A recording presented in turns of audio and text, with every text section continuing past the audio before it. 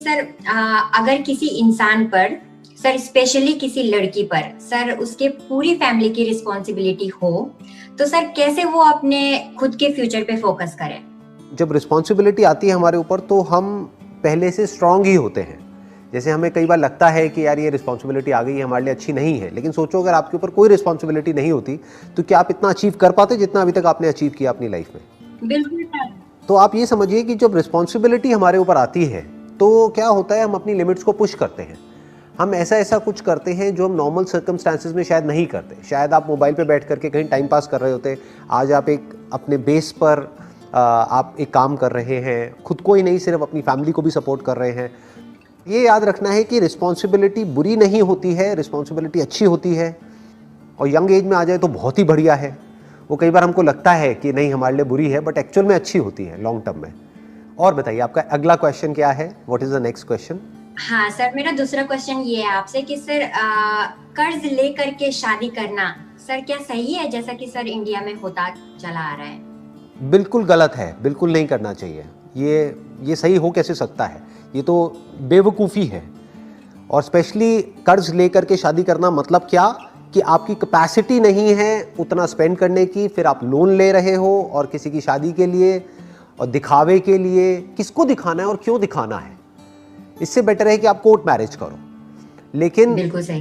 कर्ज लेना सिर्फ शादी के लिए ही नहीं, किसी भी चीज के लिए कर्ज लेना सही नहीं है अगर आप उस कर्ज को चुका नहीं सकते हो, क्योंकि फिर आदमी चारों तरफ से फंस जाता है, फिर वो कुछ नहीं कर पाता है। हाँ, अगर आप अफोर्ड कर सकते हैं तो कोई दिक्कत नहीं है, बट शादी के ऊपर स्पेंड करना अननेसेसरी, जिनकी कैपेसिटी नहीं है। देखो कुछ लोग हैं जिनके पास में एक्सेस पैसा है, तो उनको तो भाई शो ऑफ करना है, ये है वो। उनके लिए शादी का दूसरा मतलब क्या है कि दिखावा, कि दिखाना है दुनिया को, राइट? बिल्कुल सर।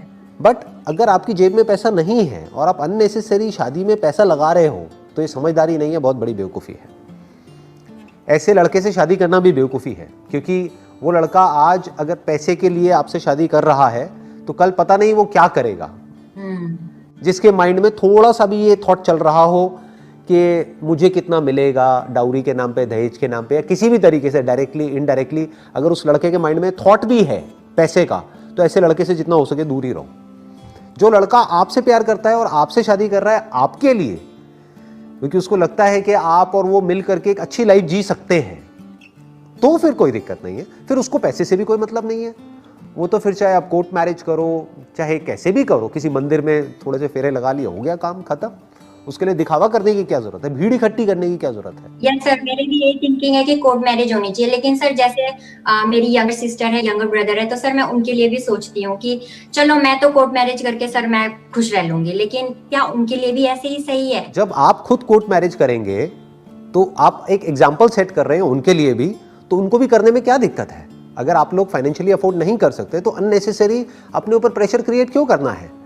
देखो एक चीज हमेशा याद रखना, किसी को प्यार करने का मतलब ये नहीं होता है कि हम उनकी सारी ख्वाहिशें पूरी करें। Yes sir, that's true. मतलब किसी को अपने ऊपर डिपेंड कर देना ये नहीं है प्यार का असली मतलब। प्यार का मतलब ये है कि उनकी अपनी लाइफ है और उनकी अपनी जो स्ट्रगल्स हैं वो उनको खुद उससे बाहर आना है, खुद उनको देखना है। ये नहीं कि पूरा का पूरा बर्डन उठा करके आप पे डाल दिया। क्योंकि आपके पहले क्वेश्चन से मैं थोड़ा सा आइडिया लगा पा रहा हूं कि एग्जैक्टली सिचुएशन क्या चल रही है, तो उसके बेसिस पे मैं ये बात कह रहा हूं। मैं आपको एक छोटी सी कहानी सुनाता हूं, उसको आप देखना, थोड़ा समझने की कोशिश करना। एक बार क्या होता है, एक बटरफ्लाई अपने उससे बाहर निकल रही होती है, अपने कोकून से बाहर निकल रही होती है। तो एक आदमी वहां पर देखता है, तो उसको देख करके उस बटरफ्लाई पे तरस आ जाता है। वो कहता है कि यार ये बेचारी इतनी कोशिश कर रही है, निकल नहीं पा रही है, तो क्यों ना मैं इसकी थोड़ी सी मदद कर दूं। तो वो क्या करता है, उसको फाड़ देता है जिससे कि वो आराम से बाहर निकल सके। तो बटरफ्लाई बाहर तो निकल जाती है, लेकिन वो जिंदगी भर उड़ नहीं पाती है, क्योंकि उसकी जो बॉडी है वो सूज जाती है और उसके विंग्स छोटे रह जाते हैं। उसके विंग्स में इतनी पावर नहीं होती कि वो उड़ सके। तो बेसिकली क्या होता है कि वो जो बटरफ्लाई स्ट्रगल कर रही थी वो उसकी अपनी स्ट्रगल थी। वो स्ट्रगल उसके लिए जरूरी थी, जिससे कि जब वो फड़फड़ाती या फिर वो एफर्ट लगाती तो वो सारा जो फ्लूइड था वो उसकी बॉडी में से निकल करके उसके विंग्स में चला जाता, और फिर वो उसको तोड़ करके, उसमें इतनी पावर आती कि वो उस कोकून को तोड़ करके उसमें से बाहर निकल पाती और उड़ पाती। लेकिन इस पॉसिबिलिटी को ही उस आदमी ने खराब कर दिया जिसको उस बटरफ्लाई पे तरस आ गया। तो कभी भी किसी के लिए हमको इतना नहीं करना चाहिए कि उनकी लाइफ ही खराब हो जाए या फिर वो खुद कुछ ना कर पाए। आपको एक लेवल तक ही सामने वाले को सपोर्ट करना चाहिए। उसके बियॉन्ड अगर हम उनको सपोर्ट कर रहे हैं तो वो उनके लिए अच्छा नहीं है, उनके लिए बुरा है, क्योंकि हमने उनको डिपेंड कर दिया है अपने ऊपर। हम उनका फायदा नहीं कर रहे, उनका नुकसान कर रहे हैं। बिल्कुल सही।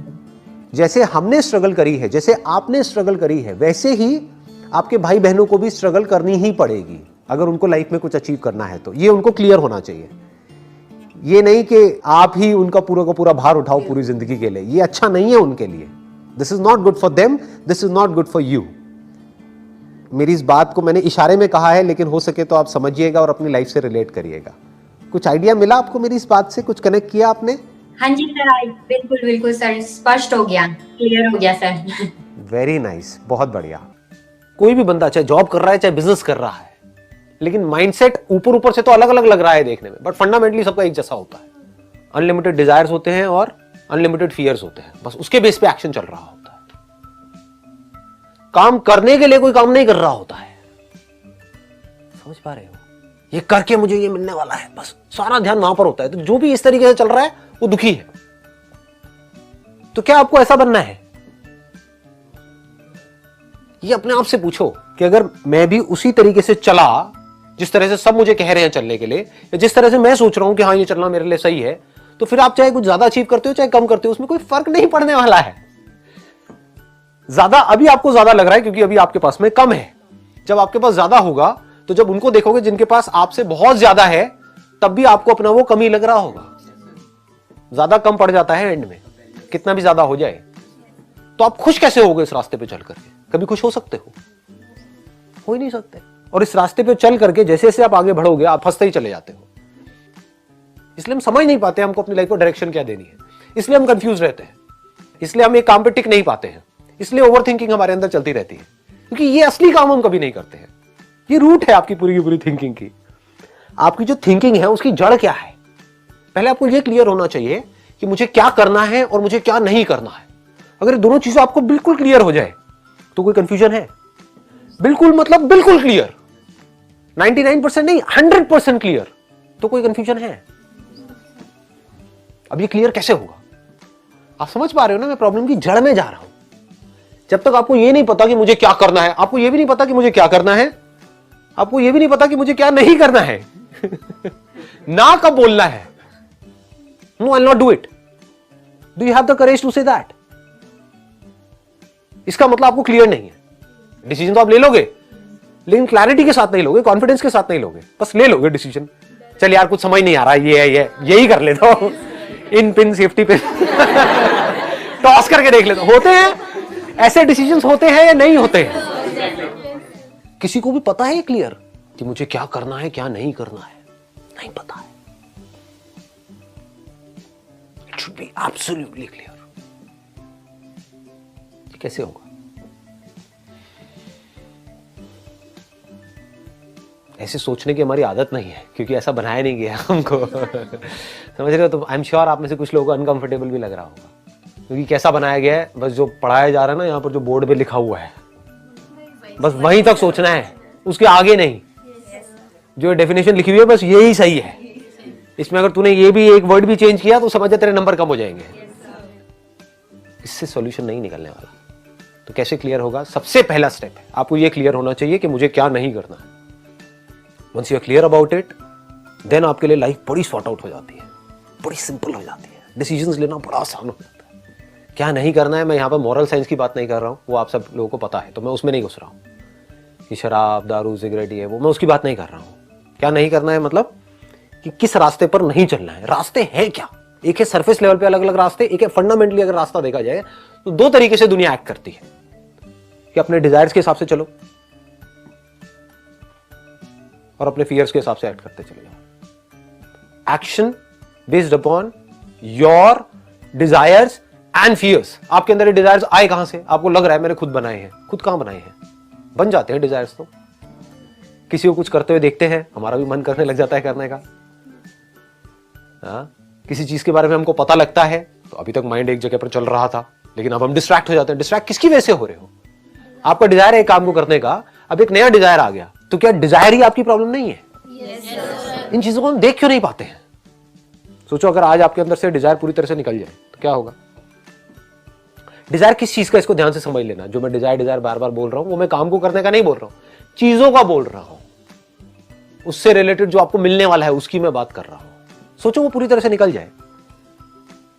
आप ये कहो कि मैं कहीं पर ऐसी जगह पर भी जा करके रह सकता हूं जहां पर बहुत ही लिमिटेड रिसोर्सेज है, लेकिन फिर भी वहां पर मैं खुश रह सकता हूं, तो क्या होगा? दूसरी तरफ से आप बहुत बड़े एंटरप्रेन्योर बन जाओ लेकिन अनलिमिटेड अंदर डिजायर्स भरे पड़े हो, उसकी वजह से क्या होगा? Over thinking. उसकी वजह से क्या होगा? Emotional instability.